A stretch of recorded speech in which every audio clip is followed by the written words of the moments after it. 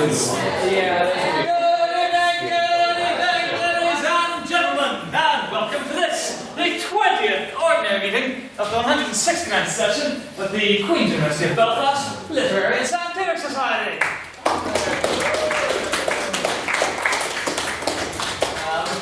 Hello to all of you who turned out this evening. I could probably thank you all by name, frankly, but nevertheless, the snow surely has caused our numbers to dwindle somewhat. But it's a nice, homely, friendly, cosy crowd this evening, so that's good. Just like the good old days. So I really I'm not quite sure how to do this. There's so few people here. It's quite strange, but nevertheless. Keep you cold. So announcements. Again, not really much point in doing announcements when there's so few people here, but nevertheless. So, what is there to go over? So on Friday, we had the final of the Irish Times up at River Hall. Thank you very much to all of you who turned out to watch and spectate and whatnot. Sadly, our finalist, Mr. Wrestling was defeated. He walked away completely without any awards, and we are bitterly disappointed, but nonetheless incredibly proud of him for his efforts. And so can I please ask the House to give him a large round of applause?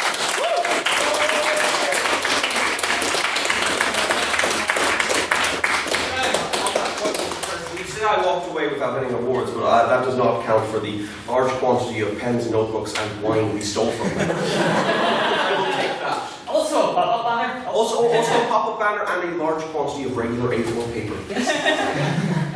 We also have the Lost Socks pop-up banners, and I will not give them back to them until they pay a healthy ransom. We're going to make them pay us even more, it'll be great. Otherwise, so as I mentioned over the past couple of weeks, the AGM is fast approaching. My apologies for not yet putting up on the literary firm the exact procedure for nominating people, but I would remind you that you nominate and second people for positions. Hello. Look at this lovely small crowd. You nominate and second people by emailing info@literarific.org. It would be nice if you did the whole formal I blank hereby nominate blank for the position of blank and they shall be seconded by blank. But if you can't remember that before I put the post up, I'll get the gist if you just basically send through who you're on nominate for what. Otherwise, don't forget that the position of technology officer is appointed, not elected. So if you have any interest in being technology officer next year, speak to Mr. Bradley at some point over the next couple of weeks. Nominations close on Tuesday, I believe. Yes, so best to get them in quick. Otherwise, I think the only other thing is... Right, there are two things. Conversazione. So Conversazione is quickly approaching as well. The deadline for that is, I think, the Thursday of the AGM. So 15th, yes, it's Thursday 15th of March. So that's about 2 weeks away from today. Please fill in the sign-up form if you haven't already. We need to know food people want.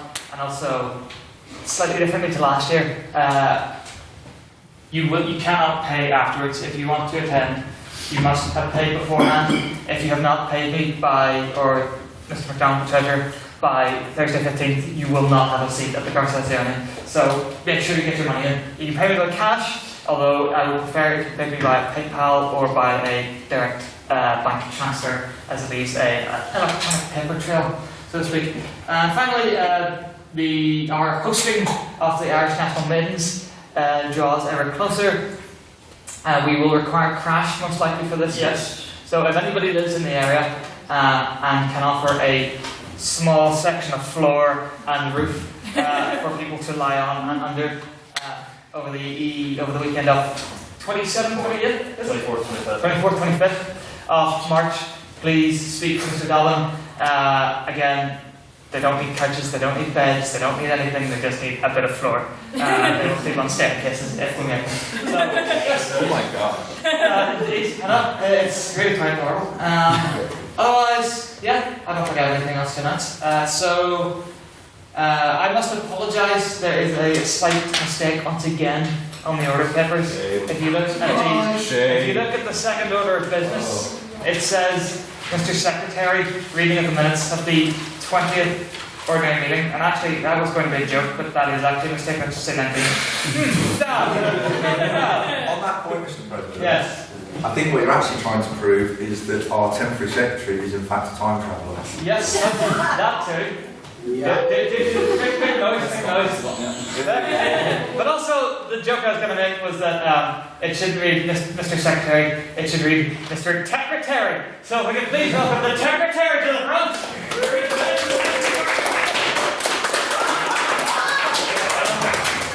I will inform the House that was wholly intentional. Do you want to hear some minutes? Yes! I want to hear some minutes! Let's take this in the face! Literally everyone involved in their has told me this is an awful idea, but that's never stopped me in the past, so it's not going to stop me today.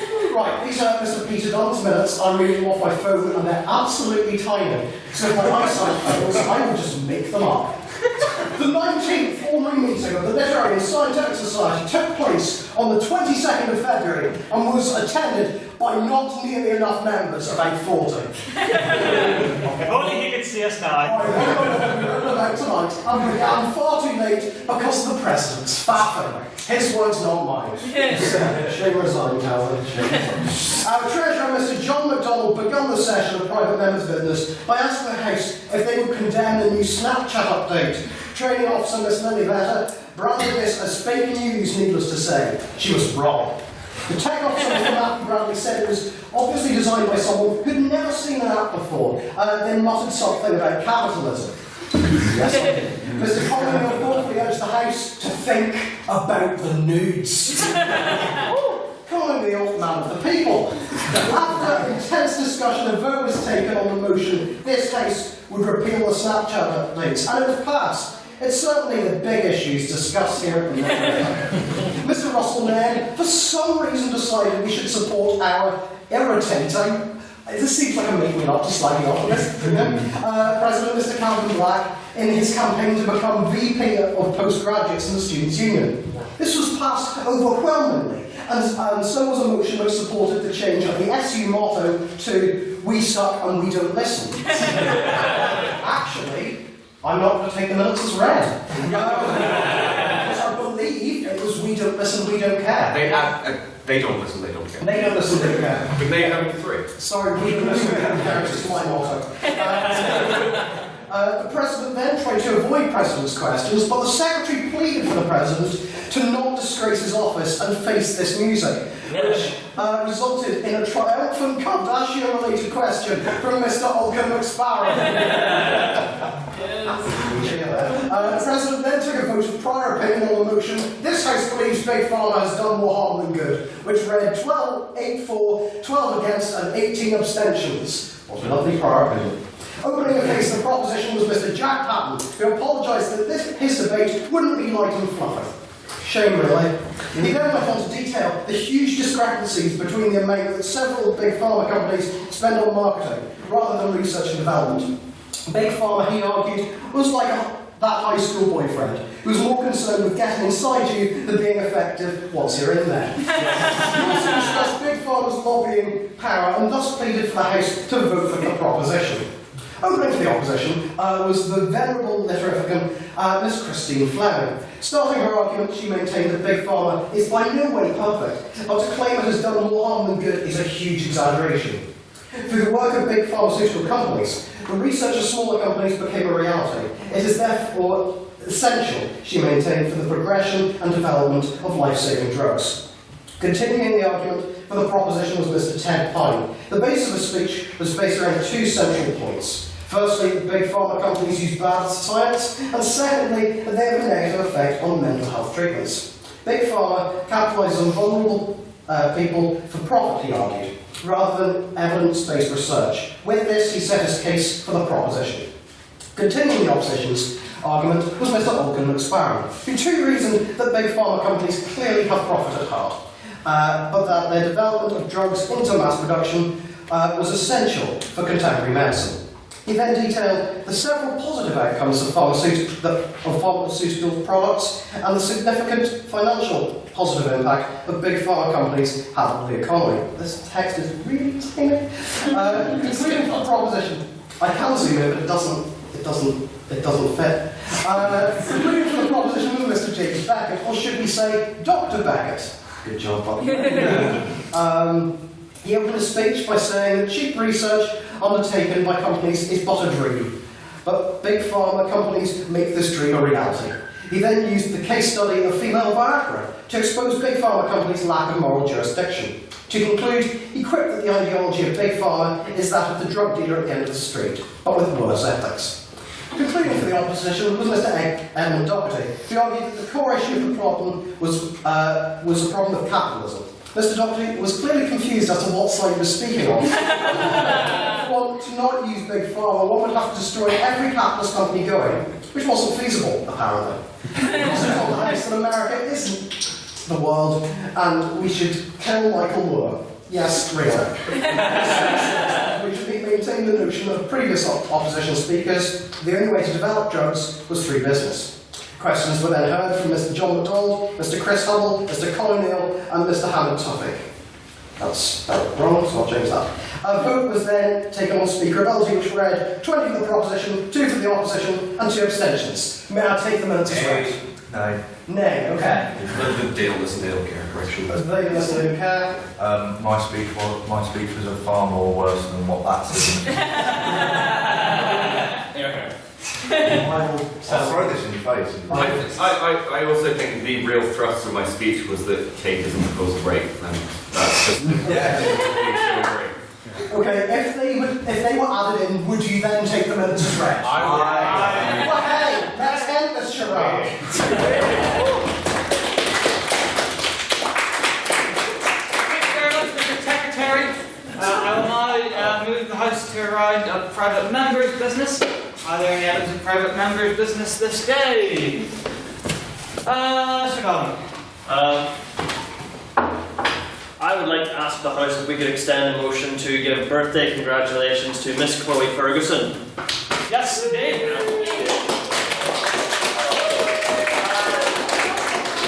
Are there any thoughts on that particular motion? Would anybody? Yes. I'd just like to say that I thought Hugh was going to, I thought he was going to say this house would give birth. And they said day, congratulations. I'm like, oh, right. That's boring. There's a very dramatic pause in there. Confused my head. Are there any other thoughts on that particular motion? No? No. Okay. Can I get a seconder? Second. All those in favour of this House would extend birthday congratulations to Miss Chloe Ferguson. Please use your hand and say aye. Aye. Those against say nay. Abstaining say Abstaining say nay. Okay, the motion passes, the motion passes. Happy birthday, Miss Ferguson.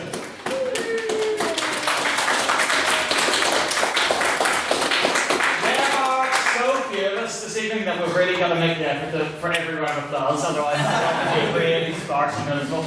Any other items of private members' business? Captain Gilbert, HLM. Thank you, Mr. President. I can't quite remember how you're supposed to say this, but suggest we have a 3 to 5 minute debate.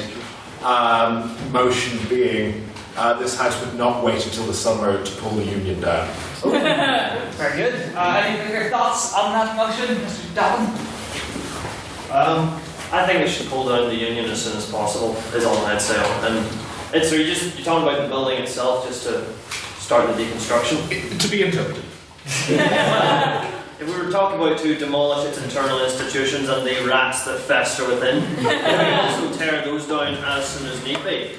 If the last week has shown us anything, it's that the SU cannot be trusted. Very nice, that is quite the take indeed. Mr. Kosky, yeah. I will for one think the union has stand for too long. It is time Scotland got its independence.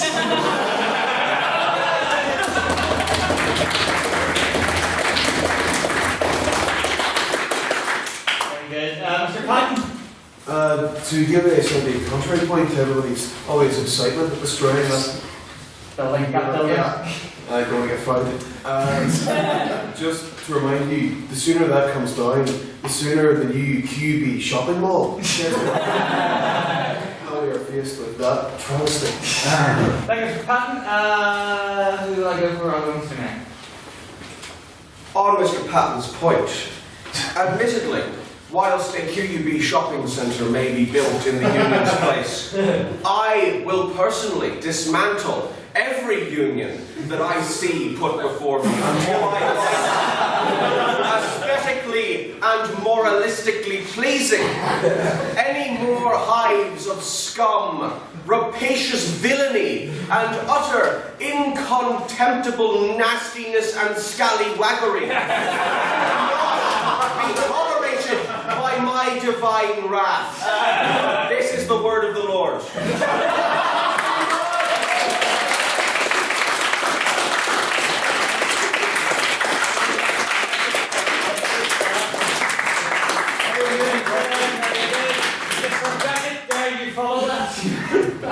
I think that there's a larger question here that we're missing. Now that democracy has failed us, particularly you and I, is now the time for violence, particularly violence for the rights of the ginger people?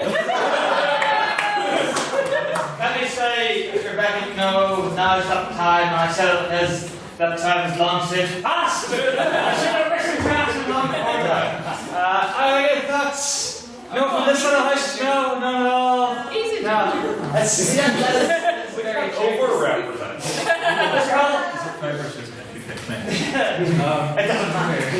It's been a year since we took power back from one union, that we destroyed one bureaucratic dictatorship, and now we have the chance to destroy another. The EU. Thank you, Mr. Hall. I mean, he's not wrong. The only thing I would say about if we are to dismantle the union is never forget these famous words. If you strike me down, I will become more powerful than you. Thank you very much, Mr. Garvey. Yes. Yeah. Can we have a debate about invading the student union instead? Another debate topic about ending the show, Keeping Up with the Kardashians. I'll second you that. Make the motion another time. Mr. Secretary? I think that the key difference between the Students' Union and Obi-Wan Kenobi is he's not riddled with asbestos.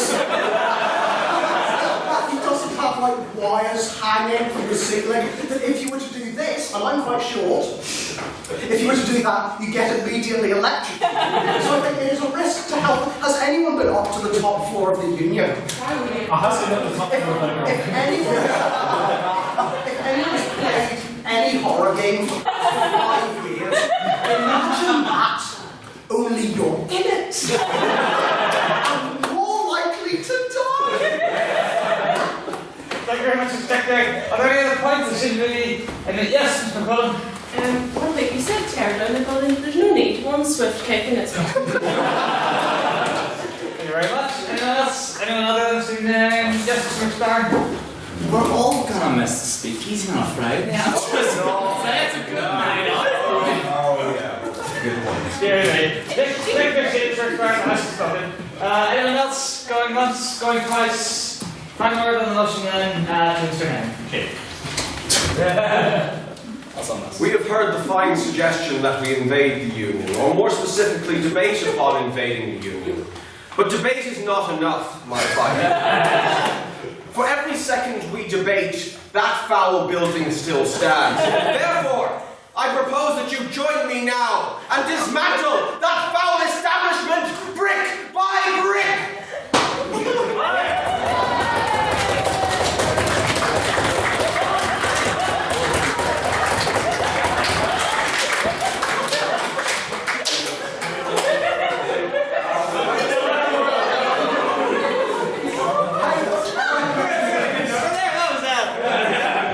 Mr. McQueen was right. We are the union. Well done, like a horse and car. Well, good work, chaps. I think that was easy. Okay, that was easy. It's now smells like rubble. Excellent. Yes. Would you like an actual vote on that motion, Mr. Gallagher, or was that enough? Okay. Would you like to restate the motion? Sure. This house would pull down the union before the summer. There you go. You've heard the motion, ladies and gents. Can I get a seconder? Second. All those in favour of the motion, please raise your hand and say aye. Aye. All those against say nay. Nay. All those abstaining say nay.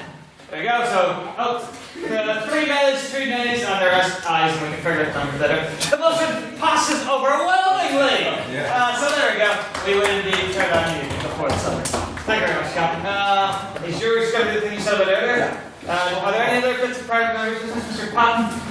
I'm just going to ask about that the society, you got that, that the society passed a motion of support for the Grand Master of the Orange Order, Spencer Beatty, who was it last week, attended the marriage of his daughter to another woman in spite of the bigotry and there's many words I want to put in there that I can't use like any fine of the Orange Order, just to show that his love for his daughter has won out over that travesty of an organisation. Interesting, very interesting. Any discussion on this particular motion, Mr. Sullivan? You see, on the one hand, yeah, I mean, he's part of an organisation which would be very, very opposed to that. I think it's quite brave of him to do it. On the other hand, loving your family is kind of the default, even if they're gay. So I'm not sure if it's worthy of congratulation because, you know, it took a lot of bravery to do, or unworthy of congratulation because it shouldn't require any bravery to do it. For most people, it doesn't. Thank you very much, Mr. Sullivan. Ms. Will? I remember I got to have a question and answer session with MLAs, and I asked, and I didn't really know much about politics back then, so I decided to ask a DP MLA, was it annoying seeing a law get passed that you didn't want to get passed? And he actually told the story about the fact that, you know, he's in the DUP there against gay marriage, yet his daughter is gay. and the daughter, once he joined the DUP, the daughter completely just went against him. So it is a very brave thing that he went against, you know, the organisation and showed love for his daughter in that moment, in my opinion. Thank you very much, Ms. Will. Ms. Conlon? I don't know if somebody should be congratulated for doing the genuine nice person thing. Like, I don't know why that's big. Oh, congratulations on not being, sorry, a massive dick. Fine. But I just don't know if that's be worthy of congratulations. I don't know why you being okay with somebody loving somebody else means you should be congratulated, or the dog should be congratulated for facing opposition in her own society, for being who she is, and going to get married anyway. Thank you, Ms. Conlon. Well, I think that is quite an interesting point, and to a degree I would agree with it. I think that in this instance, I think it's important, regardless of the intention behind it, or taking that previous speaker's ideas into account, I think it's important that we give support to, shall we say, people who go against the grain in what is a disproportionately influential organisation in our society, such as the Orange Order. And the other question, of course, is if they're not going to get support from the Orange Order when they do that, in fact they've been very silent on it. So if they don't get the support from common citizens such as ourselves, where are people like that going to get it? I suggest we support the motion. Thank you very much, Captain Kelly. Any other thoughts on the motion? Going once, going twice, gone. Okay, we shall put the motion to a vote then. Can I get you to restate the exact wording, please? This House supports, was it Grand Master, just really weird title, Spencer Beatty, in showing his love to his daughter in defiance of the Orange Order. Thank you very much. Can I get a seconder? Second. All those in favour, please raise your hand and say aye. Aye. You're on the count this time, Bradley. 1, 2, 3, 4, 5, 6, 7, 8, 9, 10, 11, 12, 13. Go with 13. All those who would vote against the motion, please raise your hand and say nay. No. Go on. And all those who abstain, please raise your hand and say nay. 1, 2, 3, 4, 5, 6, 7, 8, 9, 10, 11, 12, 13, 14, 15. 6, maybe. Aye, sorry. I was going to subtract it from the final number. It's going to be that. Let's say 16, because I think I might have missed Mr. Comment. There we go. So, the House abstains on that particular motion, and I believe. Would you like to read the vote back? Just, So, the vote was 13 for, 1 against, and the rest were met, presumably 16. Yes. There we go. The House abstains. Interesting. As far as I thought that was going to definitely go towards an actual. There we go. Abstention. Are there any other items of private members' business? No, I just have the one then. So, as all of you are presumably aware, the results of the SU elections were announced last night. Are you taking my piece for yourself? No, because I'm going to do something quite specific. So, obviously, I lost, don't care. I've lost many a time before, doesn't bother me inside. However, what I would say is that another member of the House stood and was sadly defeated, being Miss Maria McCullen, stood for VP Education, and alas, lost. Also, not a member, but current visitor to the House, Miss Kat Rafferty, also stood for VP Welfare, and at one point was within 2 votes of being in first place, but alas, lost as well. I would ask the House, as is kind of semi-traditional at this point, to join me in a rising chorus of "For She's a Jolly Good Fellow." It seems only right. Just to remind the House, because I think I might do this differently than some other people do. I would typically say that it's 3 repetitions of "For She's a Jolly Good Fellow," and so and then 3 repetitions of "And So Say All of Us." So quite often people think it's only the 1. I would go with 3. Yes, Mr. Sullivan?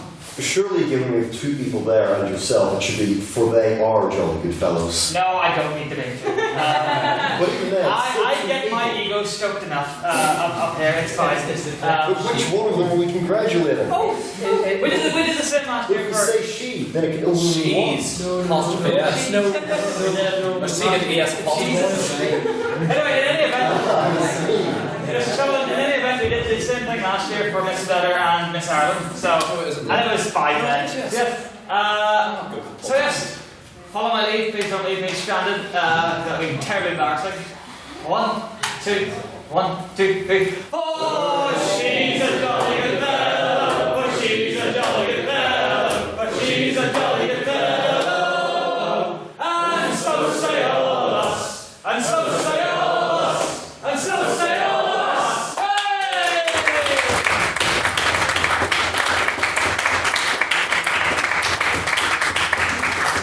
Congratulations indeed to the 2 of you. The House is incredibly proud, and with each year we inch ever closer to finally infiltrating once and for all and, making it explode from the inside. Much like the xenomorphs do to humans.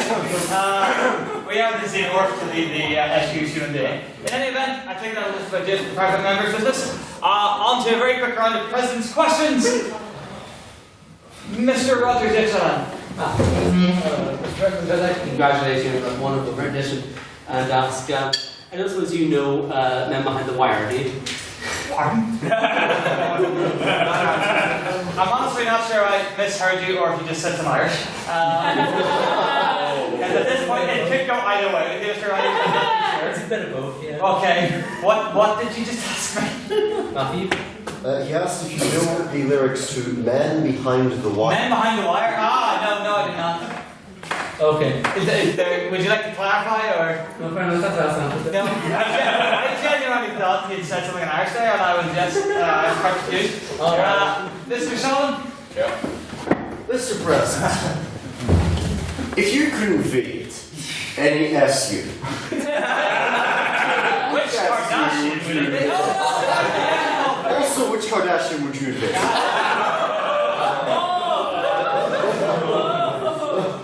Seeing as how you tacked that on to the end of your actual question, I declined to answer the Kardashian bit. Which SU would I invade? I think the answer is obvious, Mr. Sullivan. There is only one SU that I would invade, and that is the SU of Lincolnshire. Lincolnshire is it's truly empowering. Down with Lincolnshire SU. They are terrible people. Yes, are there any other questions? Mr. Clark?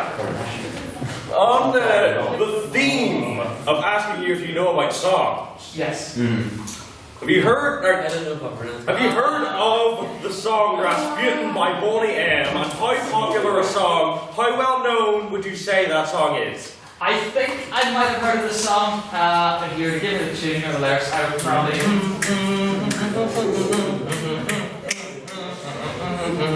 What the hell? Sounds very familiar. I'm going to say maybe. May I elaborate on that point? I don't think that. Point of clarification for Miss. Yeah. Right. So pretty much, we had this argument. Jeez. Order. This is couples therapy part 2. Electric boogaloo.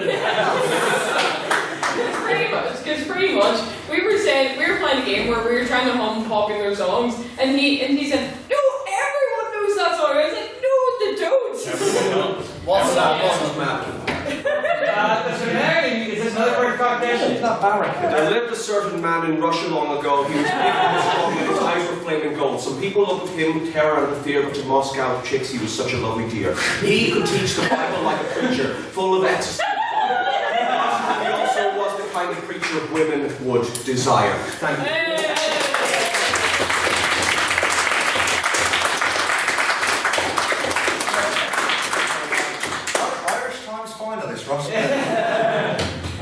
Miss Connolly. Given the recent Mr. Rogers. Given the recent discussion here about the rats that currently habitate in SU, which Kardashian would ascend to the presidency of the SU? Greatness.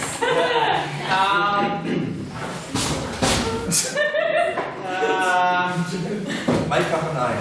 You could just watch one episode. There's a baby one, isn't there? What's the baby called? No, let them not get let's get Order! Miss Connolly, what's the baby called? Fairplay. So many of them. Any of the babies, I don't really care. North. That one. Is that fishy? That's an answer. There we go. I can't read that. Alright, order! Yes, Cal. Given the topic of USSR, yes, of Stalin, Trotsky, and Lenin, which one do you think Kim Kardashian? I really thought that was going somewhere. Which one do you think Kim Kardashian would want? Be closest to line. Closest to line.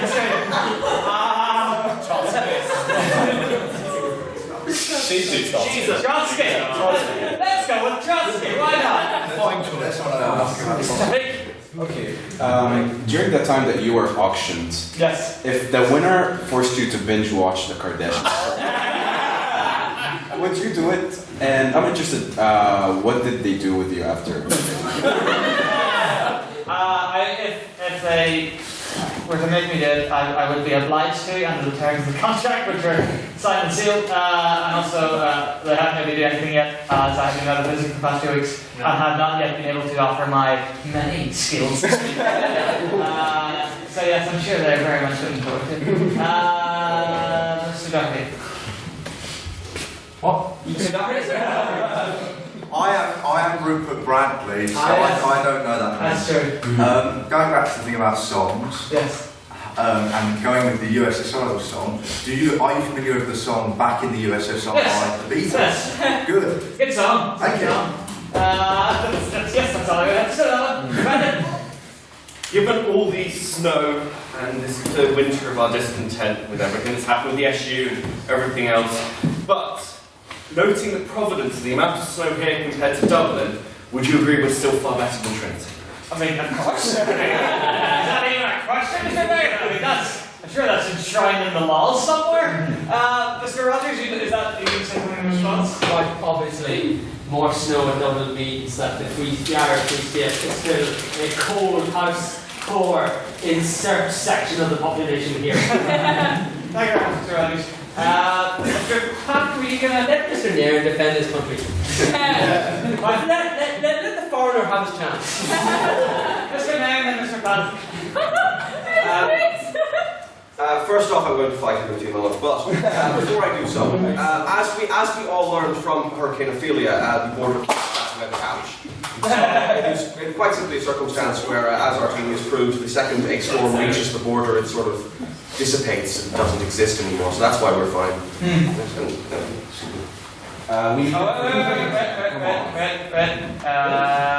He's gonna What's your name? To link on to the discussion we had last week about the new changes to Snapchat of all wonderful things, there was a 6% dive in their worth in the stock markets this weekend. Oh no. That was caused by the Kylie Jenner tweet. Yeah. No, it's not. I actually heard about this story, believe it or not. Pardon? Yes. And knew that's where you were going. So, Shammer, thank you. Mike. No, I wouldn't say so. Personally. That's all the answer I'm going to dignify that question with. Yes, I think I'll do it with President's questions, unless anyone would like to ask a proper one. Are you going to ask a proper one? Yes, you did last week, so I don't really know much successfully, but Right, okay. What do you think about this KFC chicken shortage thing? Oh. It's another one. Switching distributors and whatnot has led to a shortage of chicken across hundreds of outlets, hasn't it? Which has caused them to shut down. Are they still closed? Mr. Dalton, I would expect you to know. We're not I got the chicken back. I got the chicken back. Just interesting for me that in this age in which we live, something so seemingly as simple as switching up distributors would cause such a problem.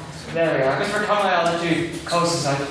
I'm surprised that a shortage of chicken supply actually affected KFC's revenue, given that it isn't really the main ingredient of any of their products. Hey!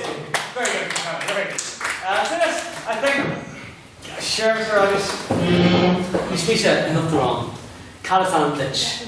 Sinn Féin, August Erlingus. Chucky Arda.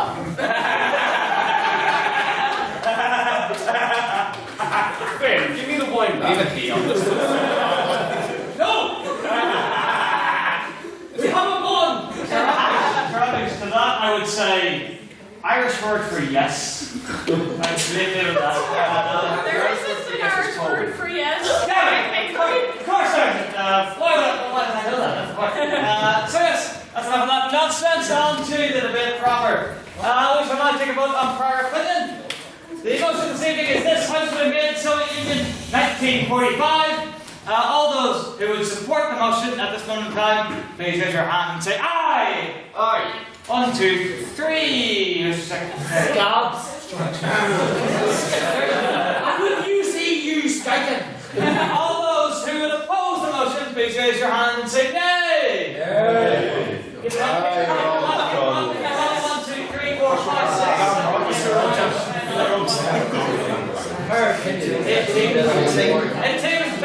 No, I've done all the stuff, right? Sure. And all those who would abstain on the motion, please raise your hand and say nay. No. 1, 2, 3, 4, 5, 6, 7. Mr. Secretary. 7. Mr. Secretary, if you can please read back the vote to me. On the motion, this House would invade the Soviet Union 1945. There were 3 ayes, 18 against, and 7 abstentions. So for the moment, people are against it. There we go. People are against it. I look forward to seeing that people's opinions may or may not change as the evening progresses.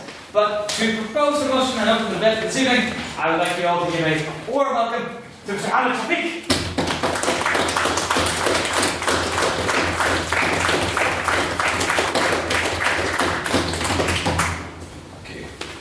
Good evening, ladies and gentlemen, Mr. President, Mr. Secretary. Tonight, we're going to talk as a proposition about a few points. Why should we invade the USSR? First of all, we get that when Napoleon Bonaparte invaded Russia, it was his downfall. And we get that when Hitler marched 4 million soldiers to Russia, it was the end of Nazi Germany. But in our case, as the Allies, or as the United States of America, We were more technologically advanced. We had nuclear weapons before they did, and we had a stronger army and stronger weapons. And I'm gonna talk about the atrocities that the USS are committed that will validate that what we should destroy the USSR in the beginning. During World War II, when Russia invaded Latvia, Estonia, and Lithuania, first of all, they forced people into the Russian citizenship. And secondly, they mass murdered, they removed people from their homes, and they forced them into concentration camps and to move back into Siberia. On that point. I'm sorry. Okay. The second thing that Russia did once they defeated the Germans is that they committed mass rapes. They raped women and girls even to the age of 8, and they even went as far as they raped women from Poland that were freed from the concentration camps.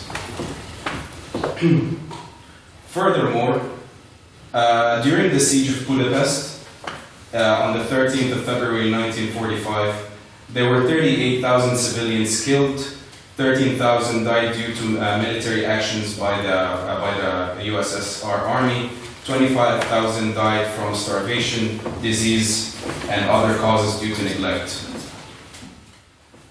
And I would like to also add that when Russia wanted to start a war with Japan, they invaded the Manchurian territory, and they allowed their soldiers to pillage, rape, and kill people as they see fit, even though they were hiding behind the action of defense. I would like to further add that when Russia invaded any country around the world during World War II, they would steal money from their banks. They would shoot people whenever they see fit, and the Russian government would act as if nothing happened, and they pretended to protect the people. On that point, like every country during World War II did acts like this. I mean, Germany when it attacked Russia, pillaged, raped, got a lot of booty, killed people. It's just sort of the nature of warfare, and as much as I think it's disgusting and appalling that it happened, they're not doing anything that any other country didn't do. Well, it's true, but there are some ethics in war, and a lot of European countries signed the Den Haag Convention, which is not to there are some ethics that should be followed in war, whereas Russia refused, and then they killed a lot of people. So, as we know, the communist regime is not the best regime, and since the head of this regime is Joseph Stalin, who even tormented his son to the point that he wanted to commit suicide and he failed.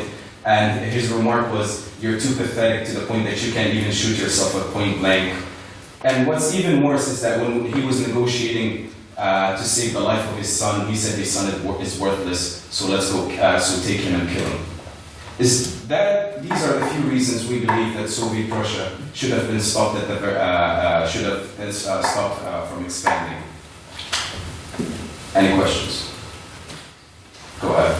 You mentioned concentration camps that the Soviets used, and lots of war crimes the Soviets do, but the British and the Americans did war crimes themselves. For example, the British created the concentration camps. The British occupied numerous countries. The Americans killed quite a lot of civilians with the nuclear attacks, which in this timeline haven't happened yet, but will happen. How do you respond to that there?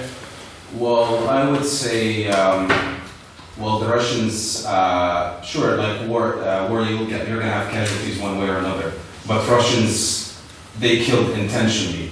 They did it out of fun. Like some in the Allies, for example, they were prosecuted. The soldiers were prosecuted when they were forced.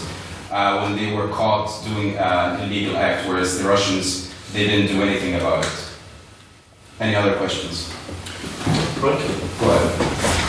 So, I mean, yes, Russia at this period was terrible, and I think most people can agree with that, but how would invading and going to war help, firstly, the rest of Europe, which would further throw into turmoil, and secondly, Russia itself? Because, yes, you got terrible soldiers, but not all Russians comes to mind, because not everyone was a raping, murdering psychopath. Lots of these people were victims of an incredibly corrupt regime. Can you clarify more? The question like what? Well, I mean, if you're going to war and your argument is ethical, that this is actually going to be the correct action, all you're doing is you're going to end up massacring innocent people, which is exactly what the Germans and Napoleon did. And all you're going to do is throw Europe into a much larger warfare if you're going through the English and American channels, because you have to go through a now destroyed Germany post-war, a destroyed France, a destabilised economy, and all you're actually going to be doing is causing a much larger mass slaughter. My time zone? You're on. Okay, yes, it's true. War, you're going to have casualties one way or another. But if an army is intentionally killing people just for fun, like we know that war civilians are going to die one way or another.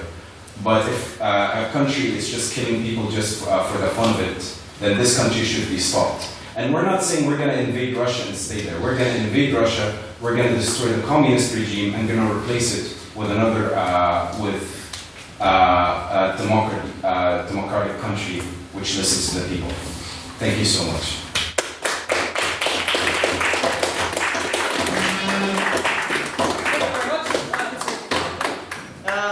Just by the way, Mr. Now, you mentioned earlier that we stole a whole bunch of stuff from the Irish Times. We also took this bell, this rubbish bell, that I will not be using anymore. All I do is the old one. Yes, I'll use the old one. You're not getting it, Mr. Rogers. Yes, gotta get it now. Anyway, to give his maiden speech and to open the case for the opposition, please give a warm welcome to Mr. Chris Hubble.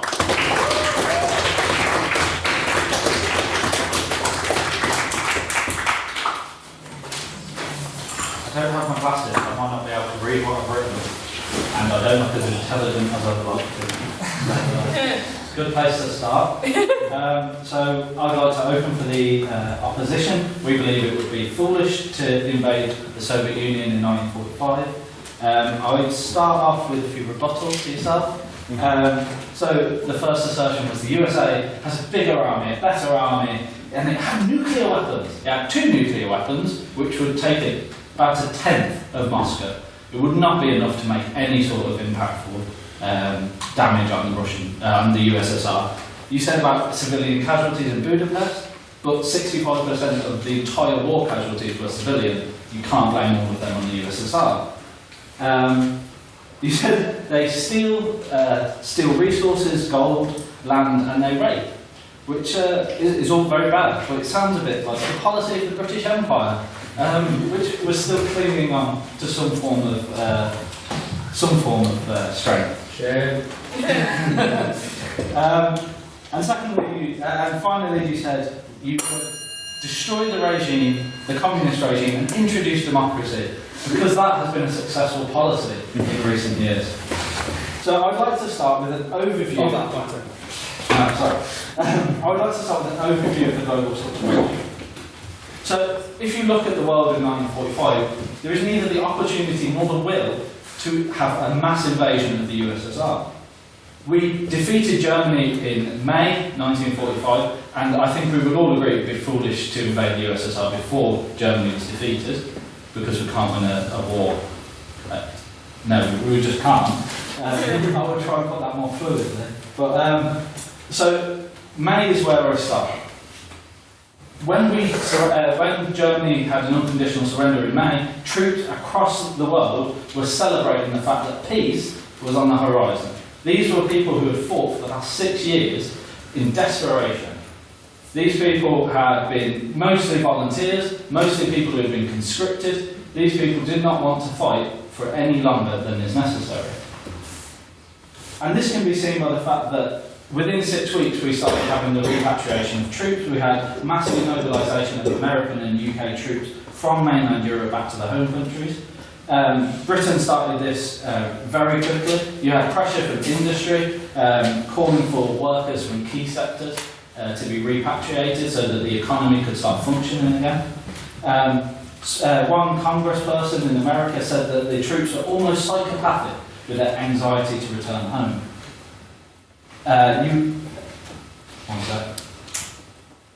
Okay, and this can be seen by in January 1946, which bit out of our comfort if you let me digress.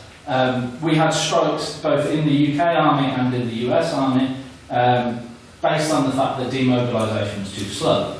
People wanted to go home. People were fed up of fighting a war in a foreign land away from their family.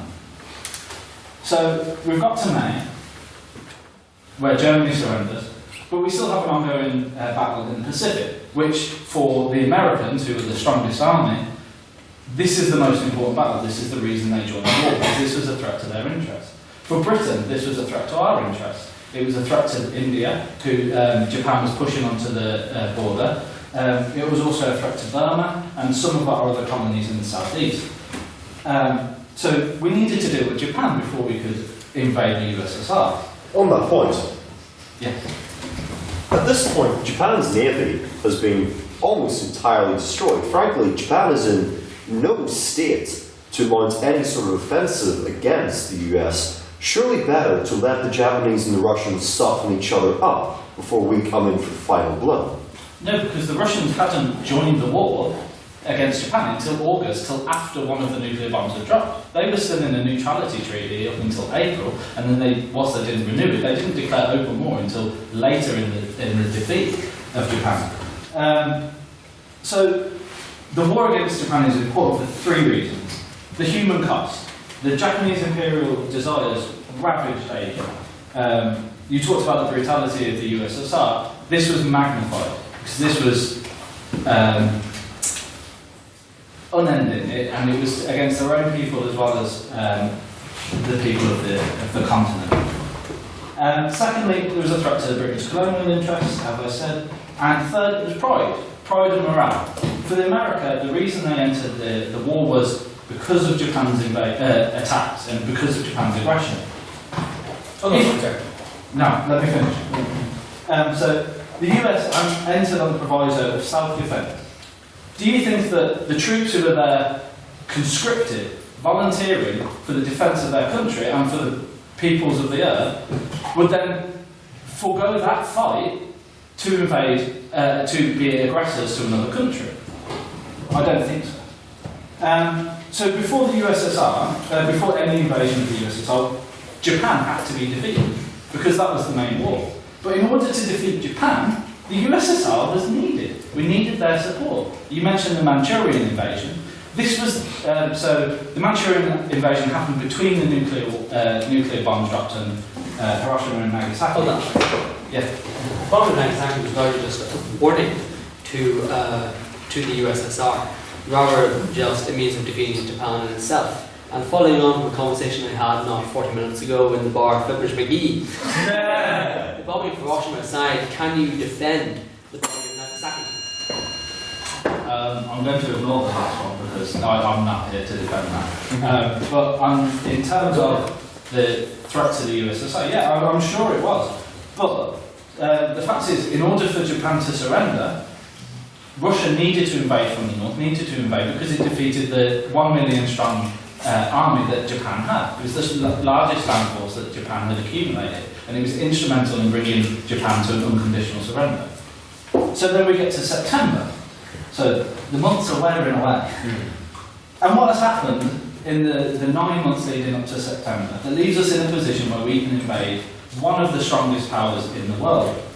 Well, we've had demobilisation across Europe. Troops have now started to go back to America, to UK, in the Pacific. We've had Roosevelt die in April, a change of leadership in America, and then Clement Attlee was elected in May. These were elected on a reconstructionist and long-term peace agenda. There was not the will for these people to invade. You also had communist gains in China, in Vietnam, in France. 26% of the vote went to the Communist Party. The Communist Party in Italy was vital in reintroducing democracy. There was not the will or the military strength to have this. And if you could have the blood of millions of people on your hands because of ego, then so be it.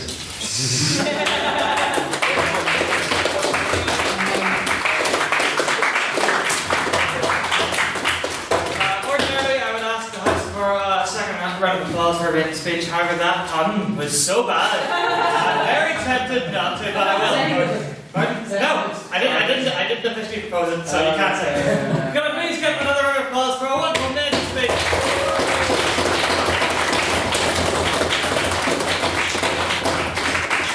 Well done, sir. And now, to continue the case of the proposition, the man who lobbied for this motion for about a year and a half.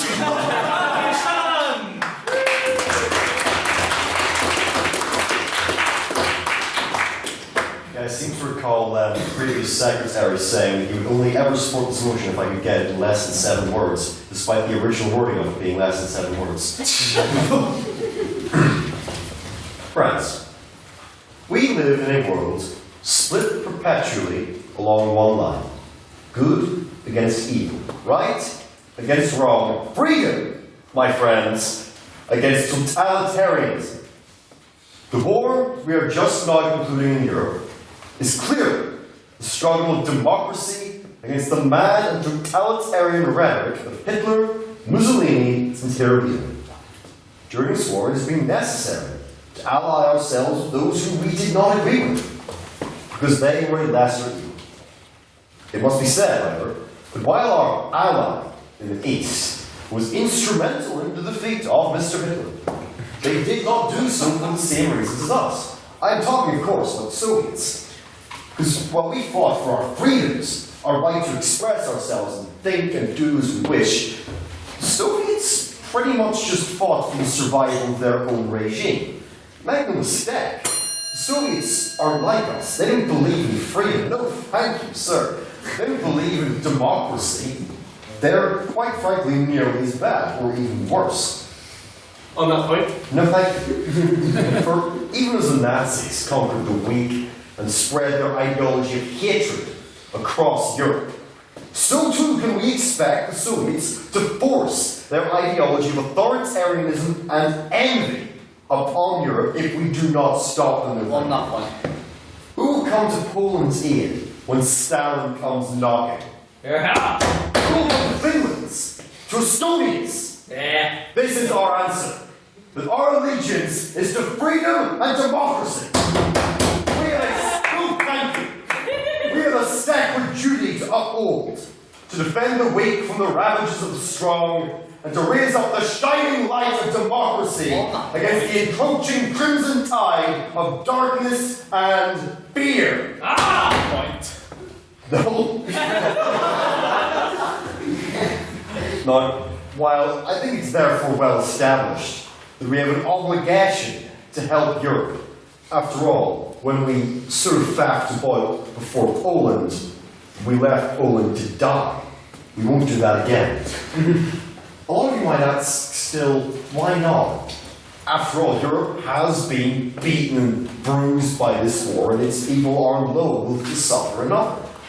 To this I say, because we must act now. We hold, in this instant, a position of strength, logistically, technologically, and strategically. Strength which the Soviets will soon match if we do not nip them in the bud as soon as possible. In the area of logistics, the Soviets rely on our aid to fuel their war machine. Transports of supplies and materiel from the White Sea have been incredibly important to their war efforts. Frankly, most of their supply trains are American trucks, which we supply to them. Sure, go ahead. You failed to take into account all the numerous factories that were captured by the Soviets in Eastern Europe. Eastern Europe has countless resources and countless factories. They did fuel the Nazi war machine, after all. You're not wrong there. But we do have a lot more factories, which means that while they will have additional resources, if we protect those quickly enough, they won't be able to levy those as well as the Nazis were able to, because the Nazis held them for such a long period of time. And I think it's quite telling that the opposition is completely willing to just go, oh well, let's just give Poland to the Soviets. It's not like anyone's ever done anything bad after invading Poland, after all, right? Now, we need to strike before their evil can become self-sufficient, before they can truly manage to not need us. to fuel their evils. On that point. No thank you. In technology, we have an exceptional advantage. On that point. No, go ahead. Go ahead, sir. What? Well, in actuality, that's a complete myth. And Soviet technology, in terms of war machines, is fairly even to Western technology at that time. You're simply quoting a piece of revisionist history. So the Soviets are still trundling around in relics from 1940, while the Americans are bringing to the battlefields of Europe. While the Americans are now bringing to the battlefields of Europe the M26 Pershing, the tank of the future. And, even more impressive, the British Centurions. What Russian could claim the benefits of a tea kettle in their armored vehicles? In skies, too, we have the advantage of a modern jet-powered fighter. The Soviets don't have that. The Soviets can't bring anything to bear near so technologically advanced as the cutting-edge research that the British and the Americans have brought to this war. On that point. No thank you. Strategically, the Soviets will be fighting a war on two fronts. In the East, the Japanese have frankly ceased to be a credible threat to the Americans.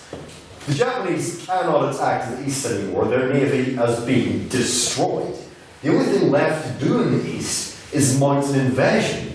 And no thank you. And I think most of us would be rather loath to waste millions of men to invade the islands of Japan. I say, let the Soviets and the Japanese soften each other up. They are, after all, quite opposed to each other. The Soviets are supporting the People's Republic of China, which is itself opposed to Nationalist China, which is itself allied to Japan. The Soviets and the Japanese have a very unamicable relationship. I think it's reasonable to say that they would want to fight each other. And it's not like Japan's going anywhere, it's like they're going to get stronger. Japan's completely starved of resources right now. And they're not going to be getting any more, considering they don't have a navy anymore. No, we have a golden opportunity, my friends, here and now, to stem the tide of communism before it can infect the rest of Europe. If we continue to appease Hitler and amble into a war in his terms, who can say where we would be not? Now, if we don't take this opportunity to end the threat of communism, who knows what the future might hold? A red Poland? A red Germany? A red Britain? We may have defeated the devil, ladies and gentlemen, but his cousin lives on in Moscow. Thank you.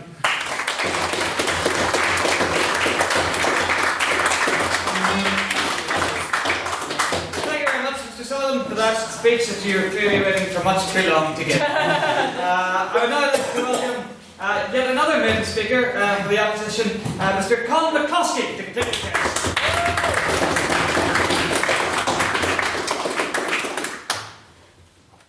Ladies and gentlemen, members of the proposition, fellow members of the opposition, First and Deputy First Ministers, and Big Liz on the wall. I would like to open by addressing some of the points that Mr. Sullivan, can I call you Sully, made? No. So, Sully, made the point that the Allies fought on to defend liberty, freedom, and everything apple pie in America. But you forget to mention that they fought to defend their own personal interests. Like, they fought for the extension, the existence of the British Empire, which in itself was totalitarian. Did the British ask the Indians? Did the British ask the Aboriginals? Did the British ask the Irish? No, they just took. So, it's hardly very morally grey. Moving on from that there, the proposition has put it to us that the pros for invading the Soviet Union outweigh the cons. Yeah. This is an opinion that I respectfully, but nonetheless, wholeheartedly disagree with. My reasoning for this is quite simple. Numbers. Yes, cold logic is a daunting thing, but then numbers don't lie. For example, Operation Unthinkable is the plan that the Chief of the Army, Sir Alan Brooke himself of Britain, called fanciful. The Allies were outnumbered 2.5 to 1 by every Soviet man with a gun. That's a big number difference. On that point, Sure, why not? I think you'll find that most of the Soviet army at this point is teenagers because all of the men are dead. They lost 10% of their population, they have no manpower left.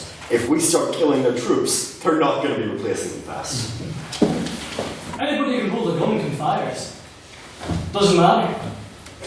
That's the simple fact. Bullets fire from guns and fingers pull triggers. Jesus. On that point. Now, sorry, So, So, the cornerstone for the Operation Unthinkable Success, as laid out by the then Prime Minister Winston Churchill, was surprise. Now, the proposition says that they can get the Soviet Union with their knickers down, ram them out of the way. Yes, you could. And I'm afraid to say I have no counter-argument. You know, I've got nothing for you. Oh, there's one thing. Stalin has countless spies within London. The moment Operation Unthinkable went to paper, he knew what was coming. He would have been waiting on the border. Every man he could find armed, every tank rolling on the hill. On that point, yes. if Stalin has a lot of spies in London, wouldn't that be another good reason to invade because he is listening into our government's secrets? Counterpoint, the Britain also has spies in Moscow.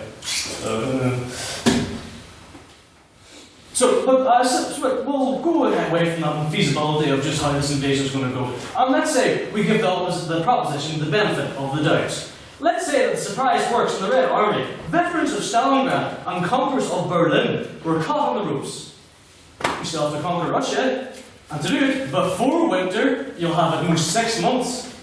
It's quite the feat. The Wehrmacht couldn't do it. How could, frankly, remnants of the Allies do it? On that point, sir. Not now. And what if you take Moscow? That's not the end. I didn't win it for Napoleon, and I won't win it now.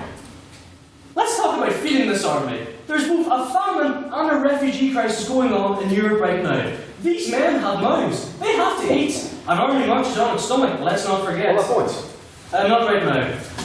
So I'd say, let's not let the tanks roar across Europe once more. Let the dead rest. Over 72 million people died in the Second World War.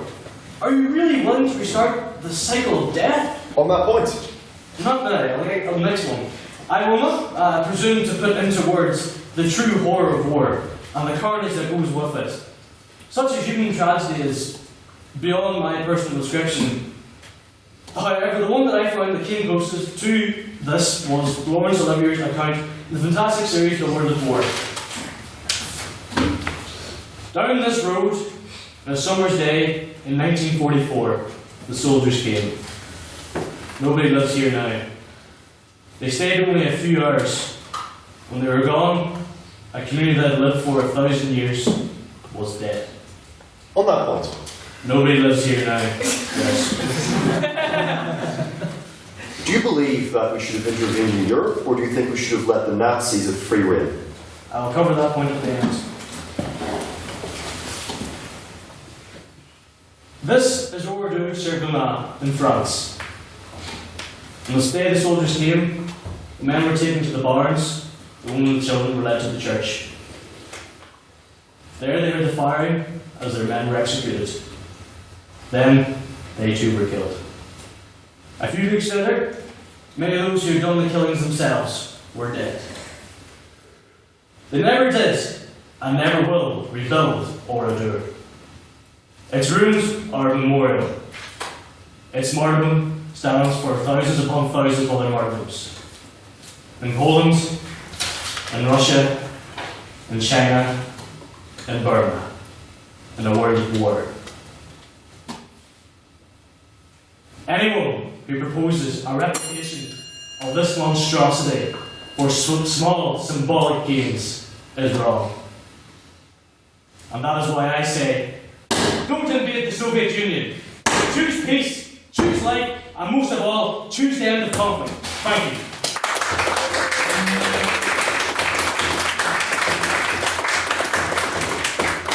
Thank you, Mr. Rikowski. I was utterly terrified for a moment there. We were about to get another rendition of the Trent's plumbing speech. I don't think there's anything wrong with that. I was overcome immediately in a cold sweat. With this, can I please get another round of applause for another fantastic maiden speech?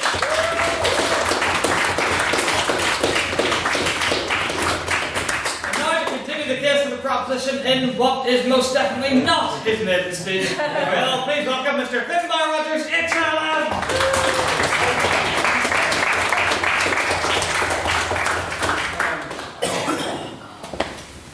Ladies, comrades, and gentlemen, from Stettin in the Baltic to Trieste in the Adriatic, an iron curtain has descended across the continent. Behind that lie all capitals of the ancient states of Central and Eastern Europe. Warsaw, Berlin, Prague, Vienna, Budapest, Belgrade, Bucharest, Sofia, Islington, Cloyd, and Bangor.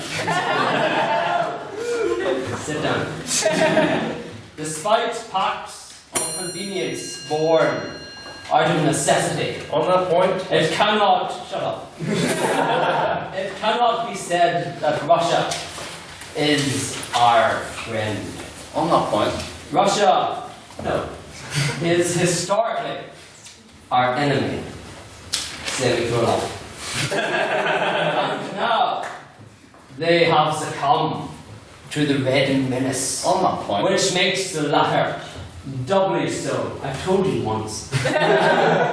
5 years ago, our reasons for once again moving the drinks trolley 6 inches closer to Berlin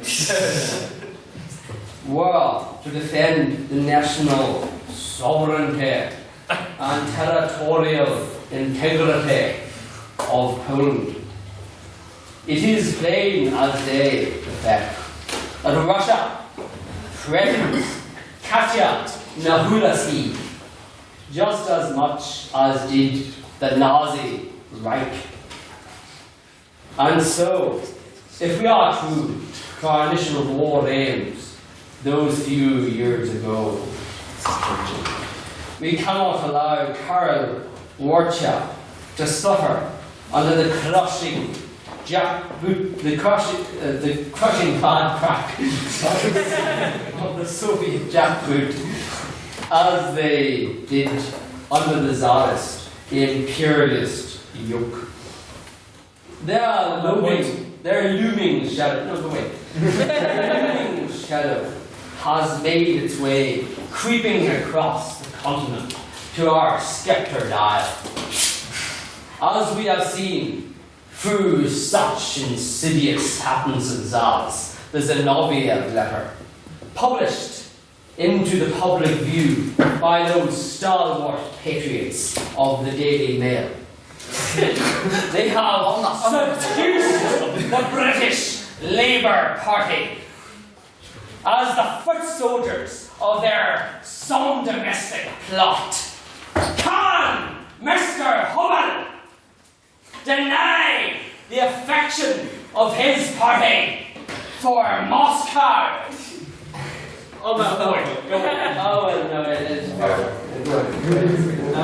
Only if you can deny the affection that said newspaper of patriotic M supported the Nazi regime. I can, I wrote a letter. Communism is merely the old tin pot socialism with machine gun decor to add effect to their affections and make their sodomite delusions work. On that point. No way. Today, thank you for the wine. Today, I will go ahead. Is this not just another attempt by Mr. Churchill to prolong his power in peace times? The first quarter of that was Churchill, now moving on to Paisley. I'll get the peers from the second. Keep up, man. Today, we see on the continent conditions which bear resemblance to the conditions which existed at the Battle of Lepanto in 1571. There is an infidel invasion of nearly every country in Europe. That invasion may be resisted and repelled by a superior culture and philosophy of life, only to be found in the one true, holy and apostolic Catholic Church. The Communist Party of Great Britain, of which Mr. Hubble and his kin subscribe. Judging by his haircut, at the very least. Would hand our province of Laurel and Ulster to De Valera and his glucose-sucking horde. In short, TL, semicolon, DR. Communism. It's a bit much.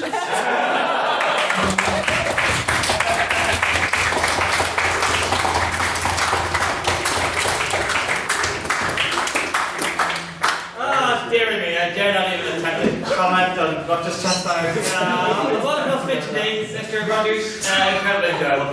And now, to give the final maiden speech for this evening, once again, for the opposition, can we all please give a very, very warm round of applause for Mr. Michael McConway?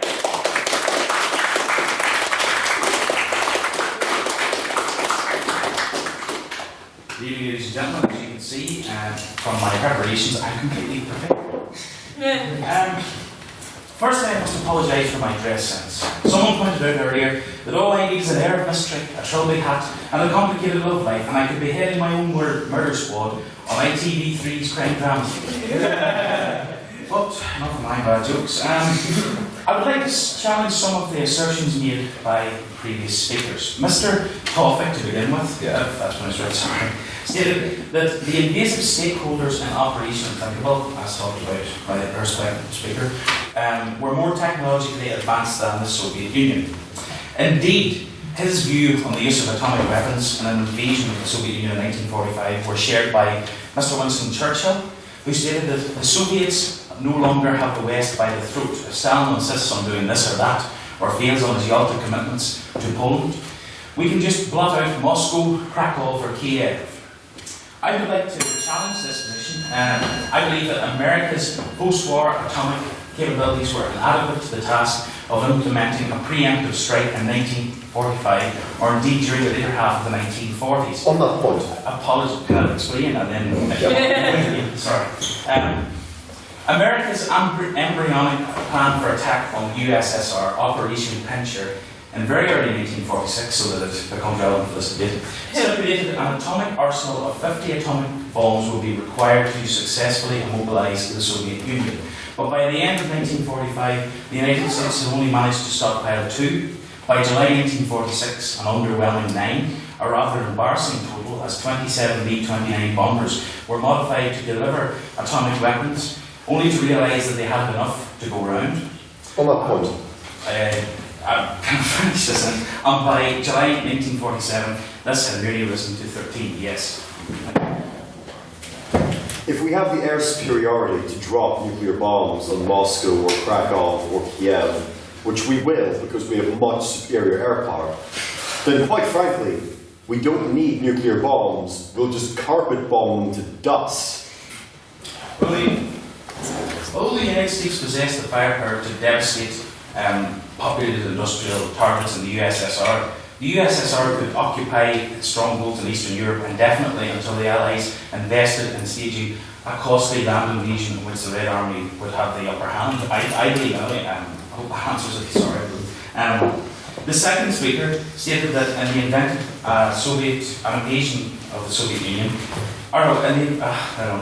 dependency on aviation spirit, rubber, aluminium, copper from Western supplies to replenish heavy losses inflicted on Soviet squadrons would be a decisive factor in winning an aerial combat. This completely ignores the fact that 2/3 of the entire German aircraft production was inside Austria and Czechoslovakia, and territory now occupied by the Red Army. And in this move, they also captured the latest technology in V2 rockets to more effectively destroy long-range Allied bases in Western Europe. On that point, can I justify first what I'm saying, and then I'll take you on? it's specifically on V2 rockets.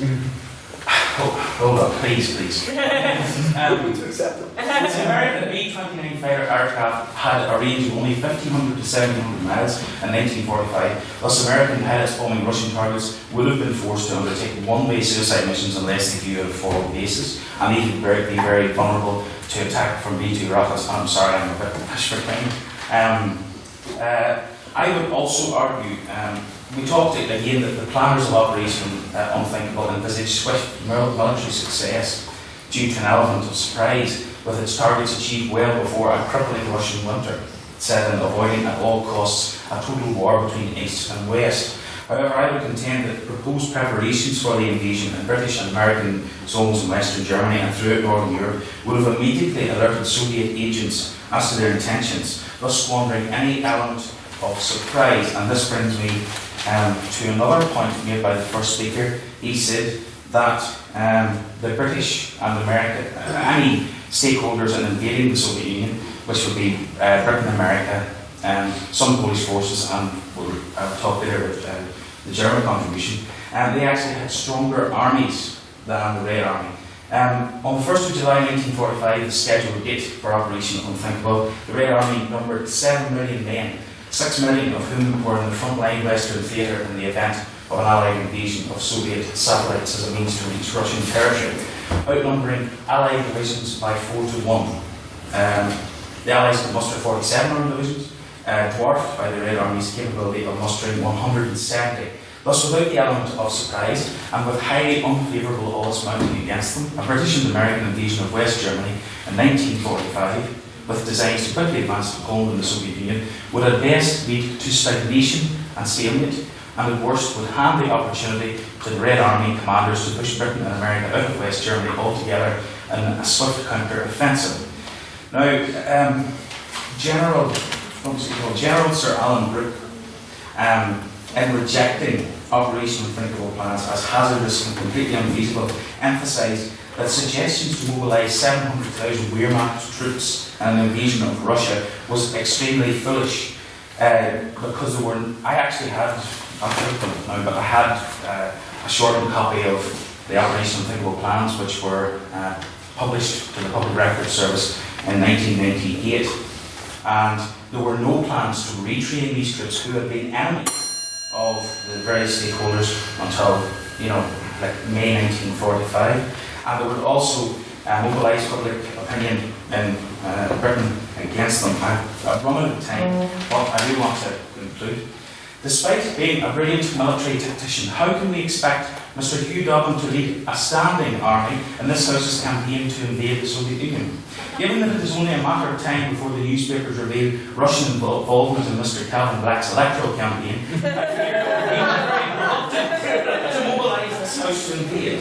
But when you are casting your vote tonight on this motion, spare a thought for our diligent secretary, who will be condemned to a life of conjuring up new ways to express the phrase, "In today's progress, we moved General Dobbin's drinks cabinet 2 inches closer to Moscow." It is not the Soviet Union that threatens this House with satellite status, but rather it is Mr. Russell Nairn, who intends to create a puppet society council near Delivery on behalf of the Queen's players. Thus, I urge you to reject this motion in favour of a new one. This House would invade bookfinders. Thank you.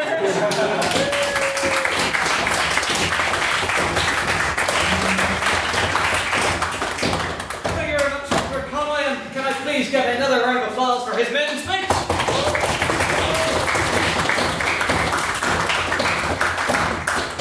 Good sir. Now, the aforementioned Mr. Dobbin takes the floor to give the closing speech for the proposition. Give him a hand.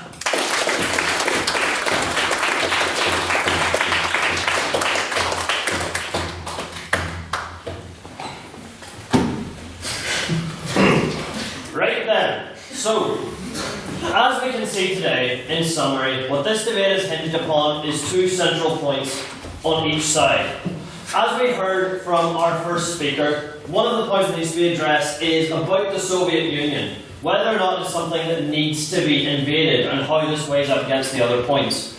We need to decide that based upon the Soviet Union's infrastructure, its ideas, its policies, its relationship with the rest of the world, what we need to do is weigh up whether or not it's beneficial for us to invade, based on what they plan on doing in the world, and if we think that invading, and what we can stop them doing by invading, produces a better end result. And then we move on to the second main point that I'll be addressing, which is when the central tangent of what this debate has been about, and that is about an invasion itself. What a war requires, what a war costs, be that logistically, philosophically, or practically, as was brought up by Matthew Sullivan in his speech. And then there was what was brought up in the third speaker's speech for our side. Moving on. Firstly, to address the first of these two central issues, that of totalitarianism versus democracy, which was the point of the first speech here tonight, and whether or not this weighs up against the ideas of the opposition that the Soviet Union weren't worth invading, that they weren't a large enough danger to the outside world, that it's not something we should consider. Before we move on to the practical benefits of an invasion itself, we need to look at the Soviet Union and say if we don't like the way it is, and if it's something worth invading. So we have to ask ourselves, what are the Soviets' true long-term intentions? What does Stalin want in 1945? What direction are they heading in? What's their relationship with the Allies? And how do we feel about that moving forward? And so I don't feel enough has been made of Stalin in this debate. That he hasn't been addressed enough in any of the speeches as a figure, as a politician, or as a warmonger and a paranoid psychopath. We need to say that moving forward, this isn't a man who could be trusted.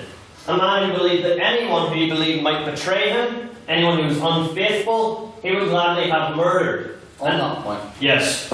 Whilst everything you're saying about Stalin is true, he was a murdering psychopath, I'm not going to deny that. Stalin's not the one planning the war right now. Your leader, Churchill, is the one planning the invasion, so does it not strike you that he's the murdering warmonger and psychopath? No. The point of this analysis is to say... Right, guys, fine. Point of this analysis is to say whether or not we believe that the Soviet Union is a large enough danger, and then my second point will be to analyse the benefits, costs, and analysis of the war itself. So when we analyse Stalin, who he was, what we planned on doing, it's not a figure who can be trusted. And in 1945, was he going to be poisoned 10 years later and found lying in a pool of his own vomit, or whatever the story was? We didn't know. He could have reigned for another 20 years, another 30 years, and he would have enslaved, pillaged, murdered as many as he needed to get the security for his reign that he ever so craved. The satellite states, that's not something that's been made up enough tonight. They were there, yes. So you talk about enslaved, killing, starving. India, under Churchill, wasn't a very nice place. We don't know if it's going to get its independence. The British might go back on their promise like they've done so many times before. I don't believe we're here debating the dissolution of the British Empire. We had a very nice one on it last semester, but that's not what we're here to say. Was the British Empire ethical? Was the British government ethical? Were their actions in foreign countries ethical or justified? Probably not. But we're here to discuss what we believe the USSR was doing, not what we believe the British Empire could do with its foreign policy within its own states. And when we look at what the Soviet Union did, we need to condemn their actions, not do what the opposition have done and sidestep how they decided to enslave half of Europe. And when we look at it, then there's this clear ideological difference that we were talking about, that of totalitarianism versus the democracy. Once you're advocating freedom, you're advocating change, as the British Empire was doing, as the moves were towards in the latter half of the 20th century, the moves that the Soviet Empire was not making. And that's what it was. It was the creation of an empire, the empire that was prescribed in the Communist Manifesto that they were to spread throughout Europe and throughout the rest of the globe. However much blood needed to be spilled, however many rights needed to be curtailed, whatever it took to ensure that the planet bled red. And that, I believe that justifies that analysis of it. That we look at the Soviet Union, what it was, where it was headed, what it did after the war, and where it was going to go and whether or not we should invade. I think that makes a compelling case. It was a dictatorship, it was totalitarian, they were murderers, they were pillagers, they were willing to sacrifice anything they needed in order to pit themselves against the West. This leads into the second point we need to analyse tonight. This is the war itself. The logistics, the practicality, the philosophy, and I will say this, is that to a certain extent I believe what the opposition have tried to do is to make this too much of a specific numbers game.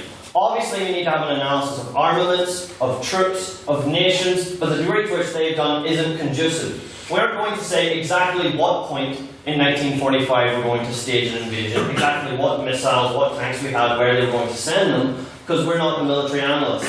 But when we look at things at a broader context, this is where we come into Matthew Sullivan's speech, in that I believe that our side is in a far better job tonight of proving the West's might, Britain's might, the Allies' might against the Soviet Union.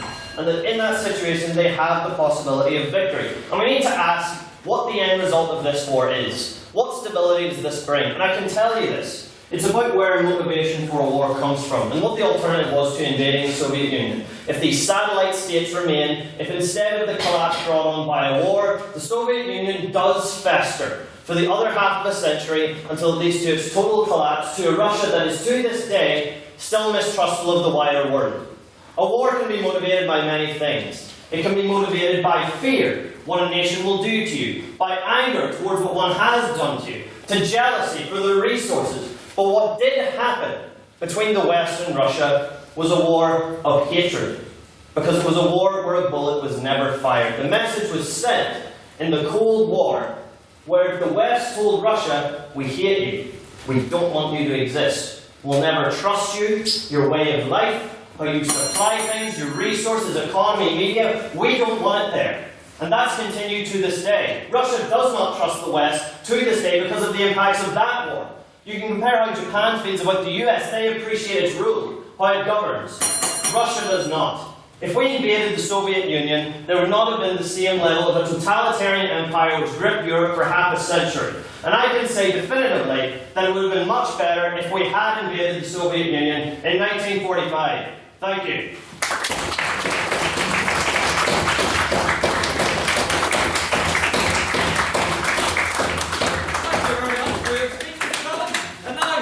Guest of the opposition and indeed to the best. Please give a warm welcome to Mr. Oakham McLaren.